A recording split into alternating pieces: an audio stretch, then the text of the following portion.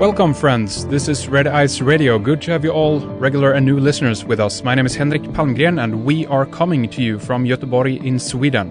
It's good to have you all with us. I hope that you're comfortable wherever you are in the world and ready for another radio program. Our website is redicecreations.com. That's the place to go to hear, see, and read more about what we do. Check out our busy news section on a myriad of topics, important and interesting news from around the world and beyond. If you like our radio program, check through our radio archive. We have a year of programs up there for you to download for free. If you want to have more and want to get access to the second hour of our interviews and our entire archive, going back to 2006, sign up for membership with us and get full access also to our video interviews, webcasts, and films. And today on the program, we have our friend Michael Tsarion back with us. He is behind the Origins and Oracles DVD series.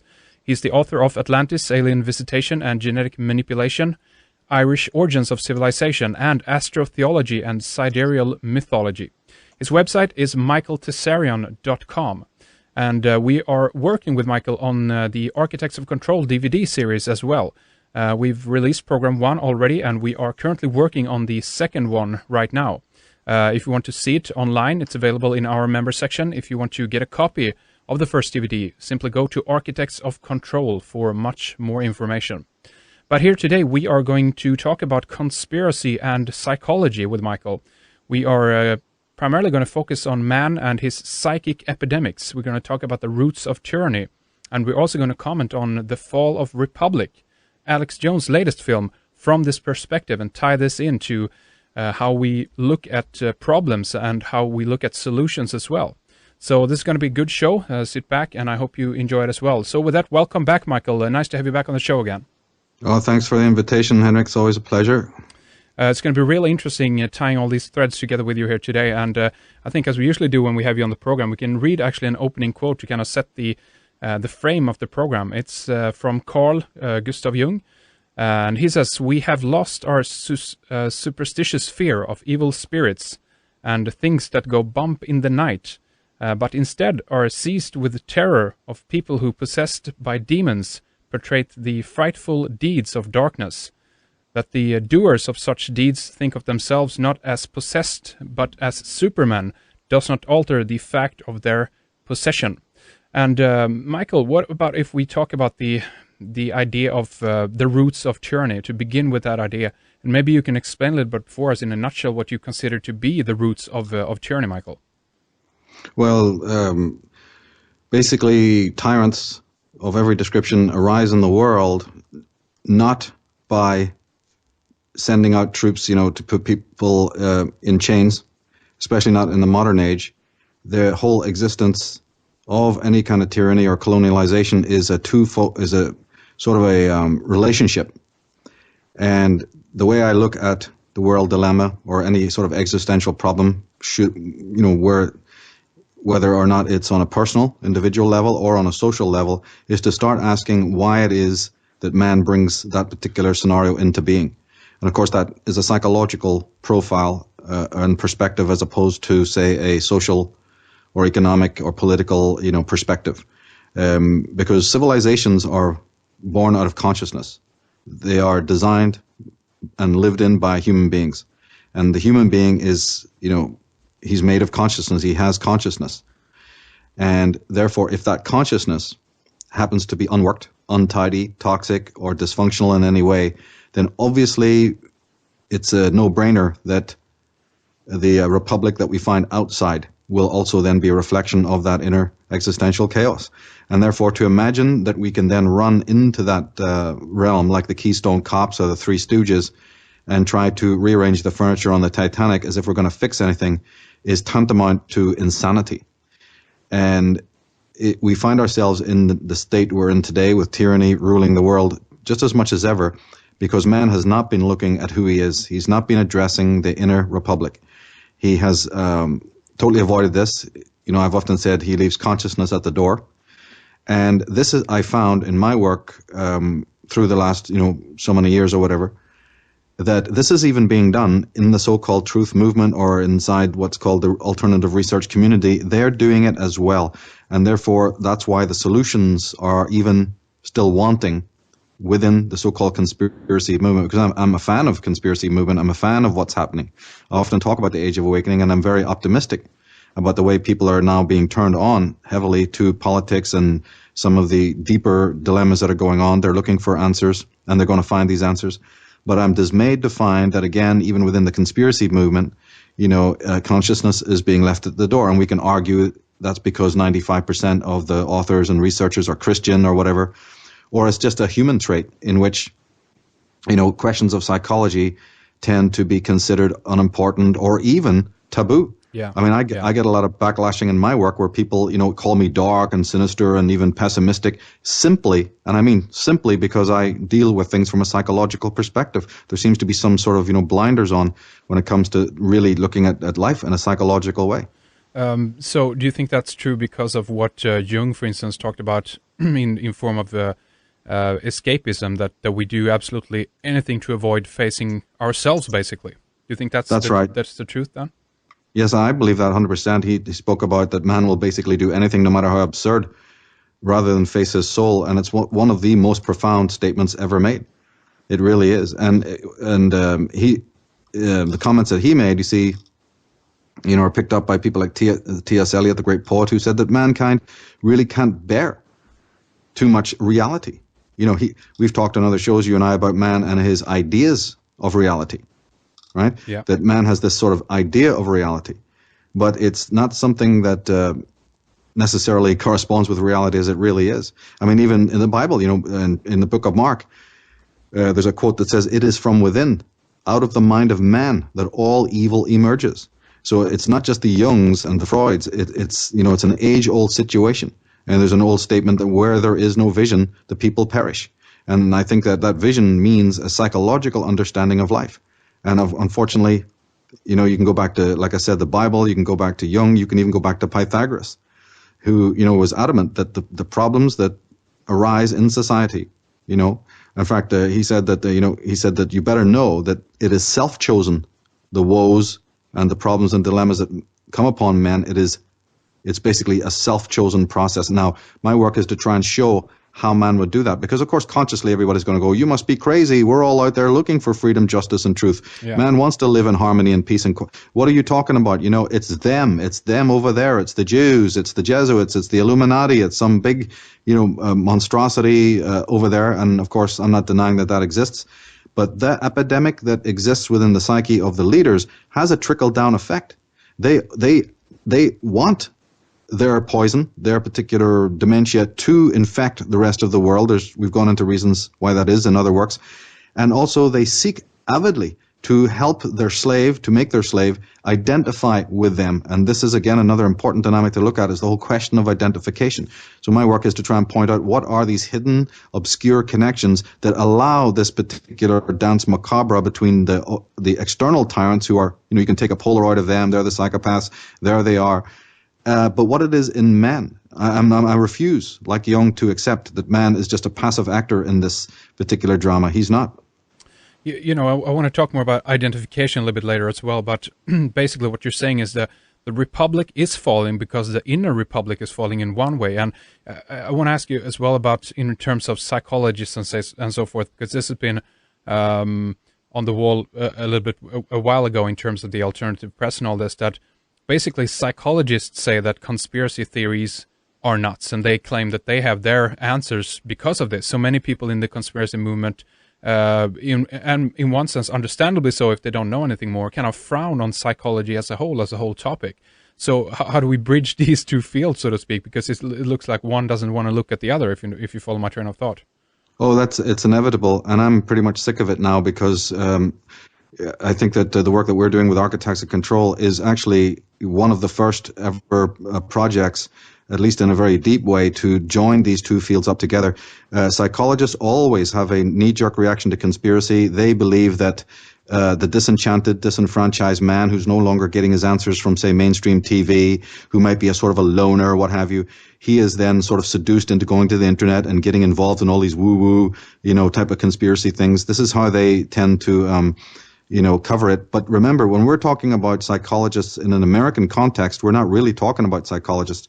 We're talking about, sham artists, people who are not in my opinion, true psychologists at all. They may have a degree, they may be called psychiatrists and so on.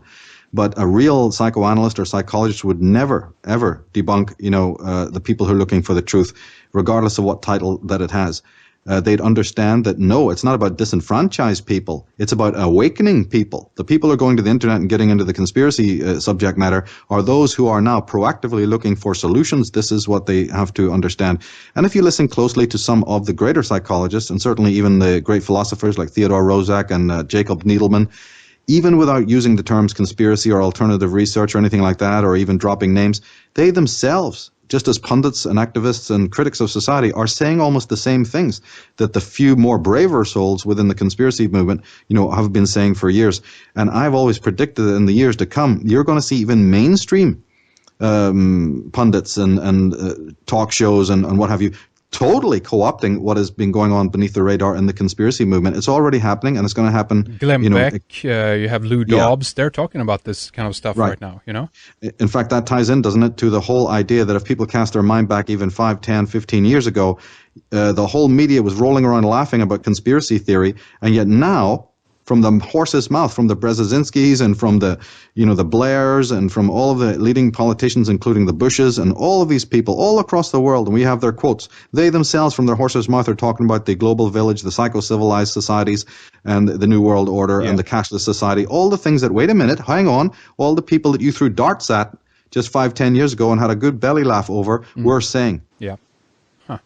That is fun, isn't it? How things can change like this. And what would you ultimately the idea also about what we internally try to identify with happens externally. How about that idea if we put that on a bigger scale? Because this is a problem. This is difficult for many people to understand, and myself included in that sense. That how is it that something that is happening out there in the world, that the incoming New World Order, so to speak, the system that you can see be brought into place, what does that ultimately have to do with me if I feel that I'm on the outside of that and don't want to have any part of it, if you follow my train of thought? Well, remember, it's difficult to find out because we have an entire leviathan of education and media that has created a disconnect. They've dumbed down the rational individual, so these hidden connections that are psychologically based about how man changes his world, and don't forget this goes back to the Greeks who even said that a character is a man's fate, meaning the way you are, your kind of thinking, will appear in front of you as your fate, and then you have it on the spinner racks of today with things like The Secret and this idea of prosperity thinking, and let's not even talk about the positives and negatives of that stuff, but it's been there all the time. But the mass media and the mass educational system is out to not let you see the connections between psychic energy and physical energy, because they don't want that kind of education to be there at all. One reason why we fall for it, and we even make allowances for it, you see, is that they sell you this chimera of security and order and strength, all the very things that you don't have psychically. And they do this in very subtle ways, not just the obvious ways, but even subtle ways, like the whole thing with the global warming and the swine flu and many other sort of monstrosities that they throw up in front of us are actually simulacras to what's actually happening in the psychological temperament. They have nothing to do with the weather, and they have nothing to do with what it appears to be when it's put on the screen of the media. And in a nutshell, what happens is that they know that they've gutted the human psyche of those attributes that it really needs. Its own inner strength, selfhood, sense of coherence, reason, rationality, morality, virtue, all of these things, virtue for its own sake. These things have been robbed, dumbing man down so he's no longer a creator, he's just a slave, a follower. And so knowing now that they have emptied the soul of man, that they've raped his psyche, they now present external chimeras of that order and of that security and of that type of sensationalistic edification. And this is why we, as people, often buy into it, because we don't realize we're being seduced. In exactly the same way religions have seduced man from an emotional and limbic point of view, so do the world establishment seduce us as well. And for those very broken souls who just can't get with the gig, then they've got their whole pharmaceutical, you see, leviathans, they've got their fake religions, they've got their fake New Age philosophies and all the gimmicks, and even a lot of gimmick psychology. as well to sort of, patch those guys up and nail them together and glue them back together again so they're functioning, slaves in the global village. So in one way, what you're saying as well is, let's say a leader then who is very confident, very well-spoken, that's something that people probably will identify with if they're coming from a point of view where they lack these things, meaning that an Obama, for instance, is something that people will love when that comes along, because many people don't have these kind of traits themselves. Is that true, you think? That's what it's all about. And see, the great Patrick McGowan picked up on this in his Prisoner series, where he has this line that's monumental, and he says, everybody votes for a dictator. Yeah, I remember that. Everybody votes for a dictator. Because now, and then everyone will consciously say they're not. You know why? Because they go, well, I don't vote for your dictator. And then the guys over there go, but I'm not voting for your dictator. Everybody's got their own dictator. And then they say, because it's a guru or it's a priest or it's a politician, they go, but I hate your dictator. My dictator's far better. So everybody is voting for the dictator in different guises. So do you think that this is, in the larger perspective, it's true in terms of governments as well? If a government is very strong in that sense, almost bridging towards the fascist, that's something that people, if they previously have lived in a society which is more laid back, so to speak, that they will be more prone to kind of identify with the power that a government exudes, that they kind of like that in one way, and unconsciously they're bringing that in as well? History tells us that case. History basically, and it doesn't matter if there's been some sort of left socialist movement or some other poxy feminist movement. It's absolutely, believe it. There's a French philosopher said that tyranny is always better organized than freedom. And I can subdivide that by saying that man adores tyranny. Even in the Platonic system, they said that tyranny was much more needed than democracy. And of course, democracy is just, again, the sheep clothing to the wolf. Each individual lacking what is required inside, having endless enmity with other groups, you see, needing, of course, don't forget, if we're talking psychology, let's never underestimate the need for the father figure, which is known as the animus. The tremendous desire to have that specialist, that expert, that daddy figure to take responsibility for you so that you can just go to sleep. You can basically, have this person take all the blame and all of these things.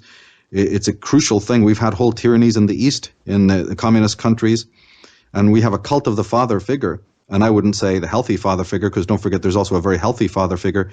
I would say the utterly perverse father figure, which is mixed in with a lot of shadow archetypes and things like that going on. So it's always a situation in which man is always seeking to not only avoid responsibility, but like we've spoken about on other shows, he's desperate to alleviate the guilt that comes with living the inauthentic life.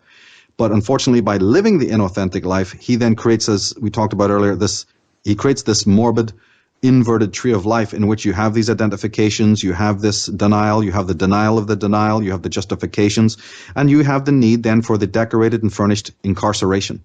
You are absolutely scared to bejesus of real freedom. And I don't care if it's in religion or it's in mental attitude. And we can see this being played out in the world today. And then you spoke about the dialectic. Yeah, but you have the left and you have the right. And you have the hot and the cold, and you have the good and the bad cop. You have the tyranny that's more expressive and more sort of, in your face, sort of jackboot, gun to the head. And then you have the silken glove form of tyranny, at various intervals. Again, it's all tyranny, but it's, again, two sides of this Hydra's head, a devil on one shoulder, an angel on the other, whatever way you want to look at it. But ultimately, when you have the eyes to see it, then it's just 100%, tyranny. In terms of a solution for the masses, do you think that that's something that never will come, so to speak? It doesn't exist because it is on the individual level. So would you say it's not worth to try to look for solutions that apply to a number of people? Not while you're getting into bed with the government that has the disease and catching their version of gonorrhea. No. If people continue to work within the political system or even other sociological systems, they're not only not going to find the answer, they are actually party to the crime. Because it's almost like you, a high soul, a high, clean, pure individual hanging around vampiristic, low-energy people, you're not only reducing your own chances of sanity, you're not only compromising your own energy, your own material welfare, and your own sanity, you are actually, by definition, endorsing and perpetrating the culture, you see, of these other lower souls, these fallen ones, because you have no higher value, you have no higher statement, and therefore you're allowing these people, by your participation in their gig, to continue that gig. And there's no way that in an insane environment, this, you know, the Arno Gruens, the great psychologists, have said this, and R.D. Laing very much emphasized it, is if you are in a abnormal society that appears to be normal, don't hope for sanity. Insanity is all you can hope for, or unsanity is all you can hope for, because you're existing in a culture and a civilization that is already, you know, demented and dysfunctional. So in one way, I guess what you're saying as well, this is about truly breaking free. What about the idea of creating something new? Let's say you try to go off the grid, you're trying to break free of the Big Brother system, and you might be able to even do that with other people. In that sense, that can become a little bit more of something that you do with more than yourself, so to speak. You might break away, try to create a little alternative community somewhere or wherever, and these people might hold the same values. And I think that's something that would be, I guess, the closest to a solution for more people. Would you say that's correct? At least from the point of view that you're trying to do something new and you're not bound by the old regulations or the old system or the old way of doing things, Michael? That is certainly one of the potentialities, but wherever man goes, he's a disturbing agent. See, this is the problem. What gives a community of like-minded, toxic, unworked individuals? When you saw communities working, whether it was the Vikings or the shaman or the Sami or, you know, the South American Indians or the Druids, it was a hierarchical model, but it was policed in a sense. I mean, positively policed by the shaman types who were able to work on man with psychic awareness and make sure that he was a clean soul, a sane soul, a hygienic soul. That's why the word sanity and the word, sanity, right, is very similar to the word, what's the word for cleanliness? Sanitize. Sanitation, or you're sanitary, right? Sanitation, right. Yeah. And so the sanitizers, the sort of the shaman class were that. Don't forget that the psychology of which I speak in the modern age is less, it's very young. It only began with Jung and Freud, which is 1930s. So obviously we're still in a very early stages. That's why I always tell people never get pessimistic, because actually when it really comes to man evaluating who and what he is, we are in a tremendously young and early stages of it yet. Yeah. But to get back to answering your question more specifically, what is freedom? How are we going to gain it? Does it happen in communities or will it happen individually? You know, I go to there's a great line by Henry Bergson, the French philosopher, and he said that liberty consists in being entirely oneself. Yeah. So people go now, okay, where's the manual? How do I do that? Well, there is no manual, because a manual has to be produced by somebody else. The whole concept of being oneself is that you even form your own path, your own yoga, your own understanding. And then the way to do that is what is called apophatic. It is actually by negation. What it means is that you have to discover all the factors then, and I mean all of the factors that stand between you and your freedom. If freedom is identical with selfhood, then you have to examine in the world all the factors. And I don't care if it's your mother and your father and your brothers and your sisters and the teachers and the priests and the politicians. You have to make a study of all the factors that stand in the way of your selfhood. It's like, peeling away veils and veils and veils of an onion or whatever, because hidden under all that junk is the self. And it's like I was talking about in the Los Angeles talk that I did 2012 on the future of mankind, and also what we talked about on disc 2 of Architects of Control, is that between the persona, right, which is the mask we show to the world, and the self lies the shadow, or more specifically the shadow work. The shadow being all the elements that we don't like about ourselves that we forget and then forget whether we forgot about it. And in society, we project that shadow onto other people, even nations, we even do it. And that's what we find ourselves in today. So when we look at all the traumas and tribulations that are happening today, even if you don't believe in one secret hand or brotherhood, controlling both sides, people say who don't want to buy into the conspiracy perspective and don't believe that and don't want to. Okay, forget that. Open your eyes, look around in the world, you see the conflicts arising again. And this culture of chaos, control, of problem, reaction, solution, or just of general social chaos and state of decay, whatever you want to call it, that is a symptom. That is, again, man projecting his own shadow complex onto other people. We do it even in our most intimate relationships. But Bergson was absolutely correct, and his words have been picked up by people like Ayn Rand and also by Mikhail Bakunin, and many other people have said this, that the only freedom is selfhood. And so then it goes to the heart of your question. Obviously, two of the greatest institutions that prevent man from coming to selfhood are religion and government. Right. To the point where even some people have said that even if, I think it was Thomas Paine, if a single government exists in the world, man can never be free. Government is a symptom of psychopathy. It's a symptom that you have no freedom, and more so, I would say, that you can't even have civilization. In fact, I would say that we are even completely taking a lot for granted when we even use the term civilization, because as long as one government exists, civilization is in retrograde or doesn't exist at all. And if people don't believe what I'm saying, just go and pick up the book Death by Government and find out the facts about what governments do to their own people, and then talk to me about civilization existing. You mentioned a little bit about the idea of different escapes we were going into. People are potentially turning to religion in a way. In one way, they're going, well, in one way you can say backward. At the same time, we can see the death of religion as well. We can see that the New World Order is keen on throwing that out the door as well. So that seems to be, still many people go there, of course, as a solution to many of the problems. But government seems to be primarily offered now as a solution. Entertainment, not only talk about that, like don't even think about any of this stuff, just play and have fun and don't think about any of this. But is there anything more you want to comment on in terms of how people are turning to religion before we go into and comment more directly on Alex Jones' film, The Fall of the Republic? Well, I'd refer people to our webcasts on the Brotherhood of Death, in which we show the whole question of, because remember, this would have to get in then. People need to watch that, because we have to address the whole question of hierarchy, connecting to psychopathy, hierarchy versus holarchy. There's a lot of elements to go into there. What I would say, of course, is that religion and government share one thing in common. Once we've established that they are, in fact, impediments to human freedom, and I mean that even not only on the personal level, but on the social level. Once we've identified them and we start to examine how they came into being, you discover that they're hierarchical, really, really hierarchical in their nature. And I've always identified that as being the hallmark, the stamp of psychopathy. But there's a reason why they're hierarchical. One is, we've talked about in the webcast of the Brotherhood of Death, is that that's their simple mechanical way of filtering out good men, of course, and promoting evil men. The hierarchy exists for that. Works like a percolator. But basically, religion itself works on the limbic areas of the brain. It works on your faith. You don't have to have reason when they're asking you to use your faith and blind belief.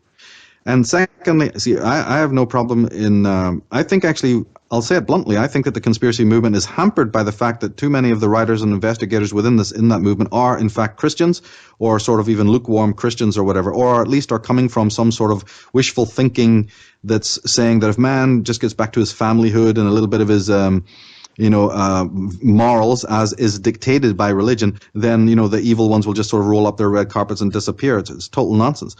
And I would go so far as to say, as I have in my work, that basically religion is a custom made for psychopaths. It's a kindergarten for psychopaths. So until there is basically people, as they are in fact doing, awakening to these criminal syndicates, which is government and religion, they can't even enter into the first stages. And this is why you'll find so much, all the prime ministers and presidents, and I don't care who they are, always, working with the religious potentates, and even using talismanic words that come straight out of the religions, using the symbolism that comes out of the ancient cults, and so forth and so on. So do you think that turning to religion is going backwards in one way, not progressing? Because on the surface, it might seem that turning back to a religious and moral way of life would be better, going back to, let's say, the 40s or 50s in America or something like that, that would be better in that sense, because it would at least be not as bad as it is today, because of the fact that they're trying to throw out religion, and we're being subjected to a lot of problems right now. These problems are, of course, there because they want to have give us the solution, which is the New World Order. So we know that all of this is artificial. But do you think that on the surface, that's why people want to go back to religion, because it was a safer time? It was overall a little bit more better than how things are today, Michael?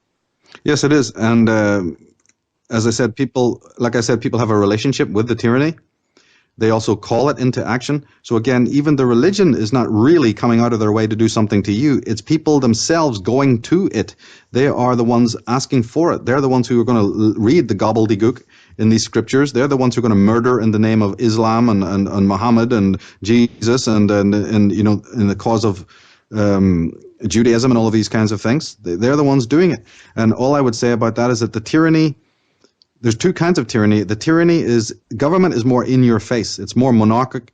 It's more autocratic, and it's saying we will orchestrate wars, we will orchestrate, you know, camps, and we will lay down rules and laws and bylaws to make your physical life very difficult. That's an obvious form of tyranny.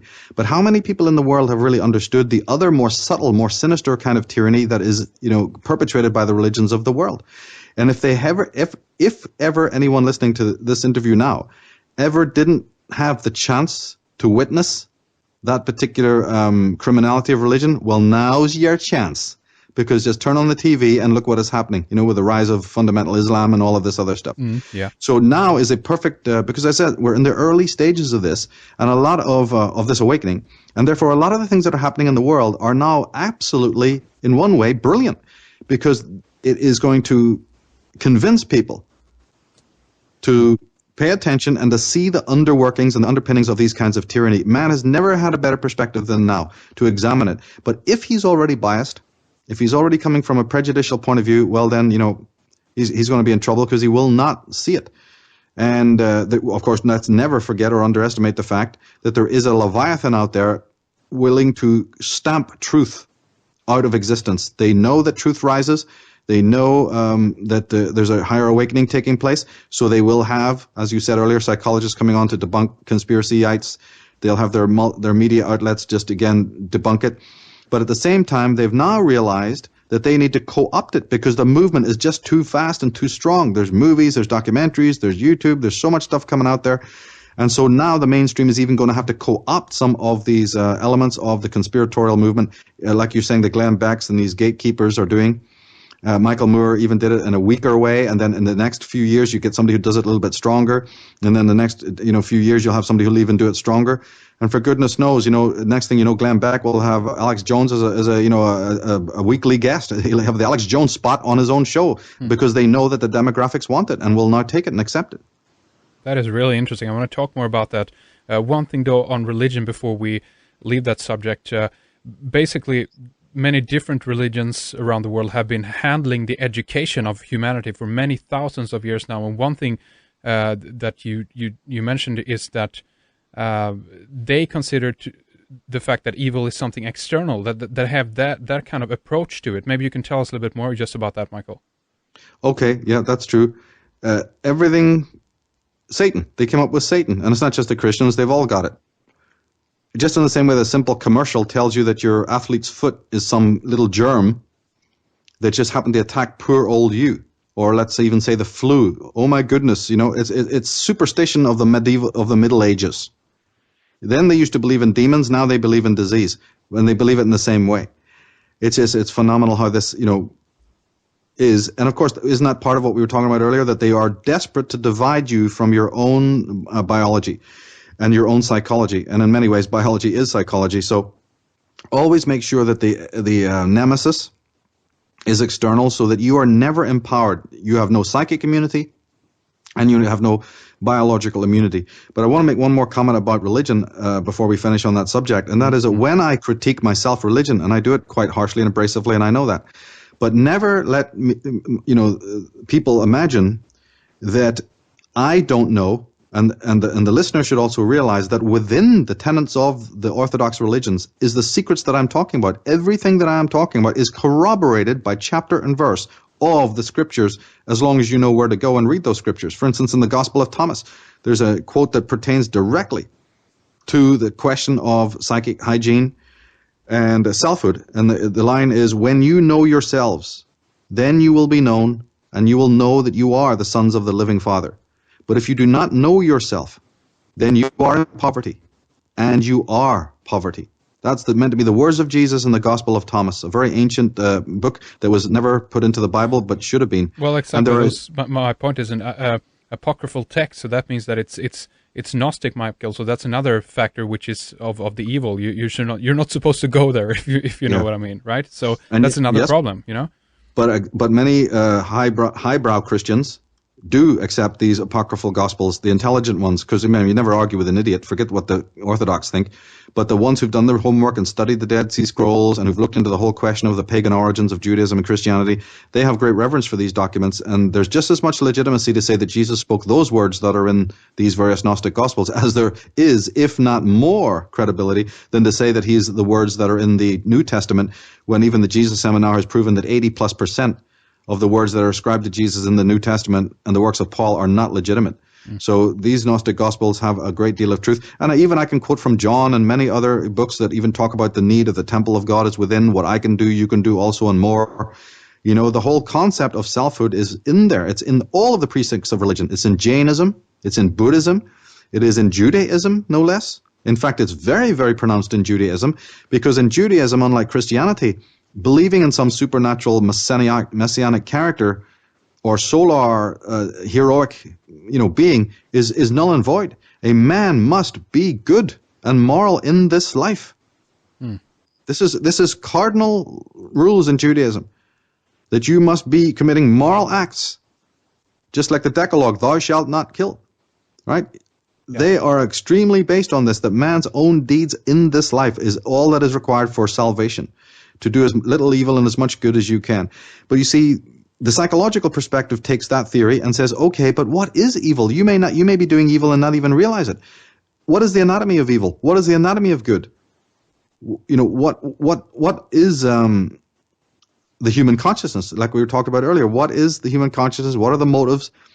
And then when you listen to these great shows like Alex Jones's latest Fall of the Republic and many other shows across the board in the conspiracy movement, they will admit, won't they, that the Bertrand Russell School and the Frankfurt schools and the media and all of these pundits and the Brzezinskis are always affecting us. They're talking to us in these subtextual ways that affect the limbic and the emotional elements of the brain. In fact, I remember Alan Watt made actually, in my opinion, he made the key statement in Fall of the Republic, in which he noted that the television and the media, you see, is brainwashing us in this way where it bypasses the rational circuitry and it goes straight into the sort of limbic areas.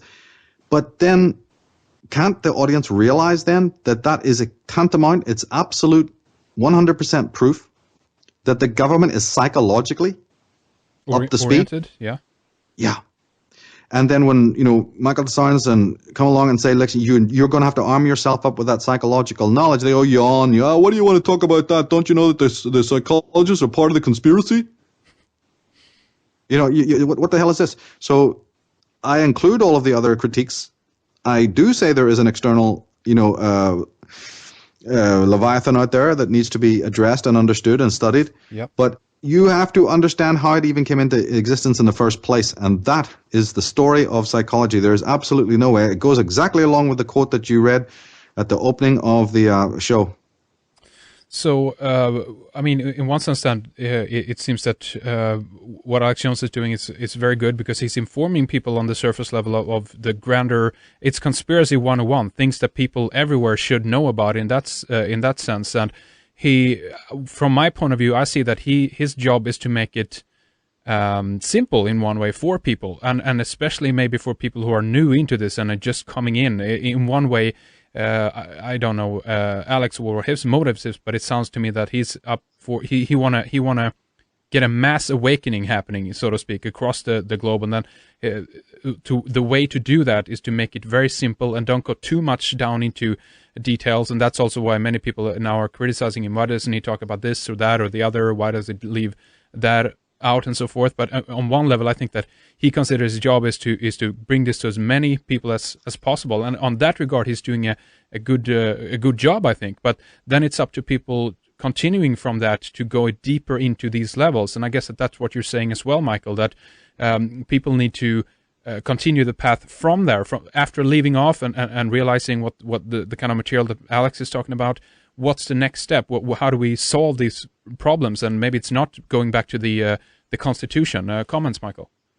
Well, that the whole thing of the Constitution is monumentally important. Maybe we can talk about that earlier, because probably the only criticism I have of Fall of the Republic is, and with a lot of the people who are coming from the Alex Jones school, is that they do imagine that they have what's called idolatry, parchment idolatry. They're still worshipping this worthless piece of paper, the Constitution, that is literally constructed by the very Federalists that they claim to be fighting. It's so obvious, and if people have read my article on the Constitution Con, they'll know the reasons why. That is nothing but a federal manifesto that's left the door open to the very oligarchical forces that Jones and others doesn't mention. The British royals and the European establishment there, But maybe we can get into that later. One thing I would say positively about Alex, I love his work, and as you say, he educates people. First of all, if he gets people to think and he provides them with certain facts, that is a huge piece of it. That can never be underrated. Just wakening people up to go and study and think, and then he hands them the various data. And these silly chumps who just sit there expecting him to lead them and be a guru, and just say, of course, this is utterly infantile, because he's talking largely to an infantile audience that's been dumbed down all of these years. But two other things that he brings up are very important, and others like him do as well. And one is that, look, you can either be chased by a giant whale or shark and swallowed by the shark that is chasing you. That's one way to be eaten. Or, as Alex and others are pointing out, the shark can be stock still in the water, and you can swim right into its jaws of your own volition. Mm. He is pointing out how that particular dynamic works, and he's asking people, no, don't do that. He's also saying something brilliant, which is that, look, the solutions to all the problems that he has discovered is simply to look at the problem itself. A solution is not something you're going to apply like some sort of lotion. It's an examination of the problems itself. What you're talking about is that he focuses on the political and the sociological and the economic. And that's absolutely marvelous. There's a really great, need for that. Yeah. My work, again, your work, what we're doing, it's focusing now more on the psychology, that there's something that calls all of this into being. And that's about the only, I think, difference between us, Mm-hmm. In regards to many of the critics and so forth as well, in regards to Alex Jones and others as well, do you think it ultimately is really important to discuss, who is behind the New World Order if they don't include because commonly you get, is it the royals, is it the Zionists, is it the Vatican, is it the Freemasons? There's a few other groups out there as well, but ultimately if you don't include, are you participatory in that as well? Do you think it's a moot point? It doesn't matter what we discuss, so to speak, or even what the outcome of that is. What do you think, Michael? No, I think it's crucially important. My work has gone a long way to do that. I identify the leading cabals as Atonists, and we've done shows on that. And now you have other scholars like David Icke and Alex Jones who are pointing to the Bilderbergers, you see, and that you have the Lyndon LaRouche stroke Webster Tarpley stroke Dr. John Coleman's, who I believe rightly talk about the British oligarchical system, as I also do. And you have the G. Edward Griffins, who will then point to the Federal Reserve, you see, and the Jewish bankers. They're right, by the way. These are the same Jewish interests out of New York that funded Hitler and communism and every other tyranny you can imagine. It's also behind the neocons and the democons and the people who are funding Zionists there. You have the wonderful work of David Livingstone that I hugely recommend people listen to. Your 4 excellent, Henrik, interviews with him, where he talks about the Muslim Brotherhood facet of this. Yeah. Which is ultimately a Jewish, or let's say more specifically Judaic Atonist brotherhood under the guise of Muslimism, because ultimately those who know history know that there's not a shred of difference between the occultic, Kabbalic Judaism and the so-called Islam, the rise of Islam, or let's say the rise of the Muslim Brotherhood, who are basically nothing more than Frankists. They're Kabbalists out of Armenia and out of Egypt, and also out of other countries like Spain, and they're connected into the whole Merovingian and also Atonist dynastic web. You see, and that's part of the royal web as well, isn't it? In one way, the elite bloodline families and so forth has a tie in between the British royal family and the Zionists as well, right? No question about it. In fact, there's not a single leading Zionist family, be it the Rothschilds or Sassoon, Warburg, Schiff, and many, many others that are less well known, who have not married at least one son or daughter into the royalty of Europe. There is not one family within these elite Gaonum, is the real term for them is Gaonum, who are the more Jewish. But I mean, I'm talking about Jewish on the surface. These people have massacred Jews. Well, that goes into the whole Ashkenazi or Sephardic Jew question as well, right there, right? Yes, it does. And basically what people have to realize is that there's a humongous difference between what's called a Judite and a Jew. To make the point is the analogy I always use, which is that the Pope is a Judite, even though he's the head of the Roman Catholic Church. And the Queen of England is a Judite, even though she's the head of the Protestant religion. Because, as I said, behind the lodge door, these silly little divisions of Muslim, Islam, Zion, Jewish and Christian have no meaning at all. They're all Judites. They're all Atonists. They're all Gaonum. This is the cabal that controls the whole situation here. Of course, I would love it to be in a perfect world where the David Livingstones and Alex Joneses all knew this and took this on board. It would help their work, I believe. But we're not living in a perfect world, and they don't, and that's okay. And remember, I also tell the viewer and the listener, do not for a moment imagine that one person has all the answers. You can't turn to any of us and say they alone have the answers. You need all of them put together. You need the David Icks, the Alex Joneses, the David Livingstones, the Michael Tsarions, the Henrik Palmgrens. You need all of the people who are looking at this thing. We're there as a community, an alternative research community. You need the Ralph Ellises, you see, who've got key pieces. And once you understand those pieces, I mean, really have read it, really understand it, it changes your perspective of life, and it makes you smarter and more eloquent and articulate than even people who've got the highest degrees in the world. Do you know that their works are suffering? Books have come out in the last 5 years, Henrik, by the leading lights. And I'm talking about books on the Bible, books on the Gnostics, books on Moses the Egyptian or the Israelites and the Exodus. Books are still coming out from the top brass from Oxford and Cambridge. And do you know how silly and pathetic and full of holes these people's books are? Because they haven't understood what the Ralph Ellises and the Mustafa Gadalas and all of these other people have talked about. So I have living proof that those people who happen to be into the writers and researchers of the alternative research community are in far greater intellectual grasp of the facts of what's going on in the world than even the top intellectual academic brass today. And that can be proven. Absolutely. And you just want to comment on one point there, because you mentioned before just in terms of psychology that is a new study in itself. It sprang up around 20s, 30s, something like that. And I'd say the same thing about the conspiracy movement, because you say, that not everybody have all the answers yet. And that's true, because we're still trying to figure things out here, and we're all learning as we go along. So I think that hopefully the conspiracy movement will be also wiser because of study that and time that goes into researching these topics. So 10, 15 years down the road, I think collectively, so to speak, if we can use that term, then we'll know a lot more, about the subject matters and who's really is control, and the more will reveal itself as time goes, and the more research that is being done. So I'm still looking at this from a positive point of view, so to speak, Michael. Yeah, me too.